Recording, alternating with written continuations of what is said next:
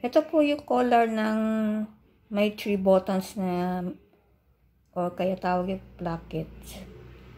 Ito yung tapos na. Isa pa nga first timer naman magtatahi pa lang.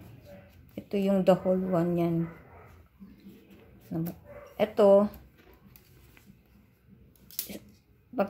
baliktad sa ilalim, tatahiin nyo siya mula dito pag ganun up to the end. Ito yung kakabitan ng neckline. Binaliktad ko siya. Ito na po yung itsura niya. Yan. Ito na yung finish product. Kaya ko siya pinipin. Ito yung tatahiin ko siya dito para steady na yung design niya. Kasi malambot itong tela. Medyo lumulobo-lobo konti. So, ganun. Ganun lang po. Madali lang. Thanks for watching.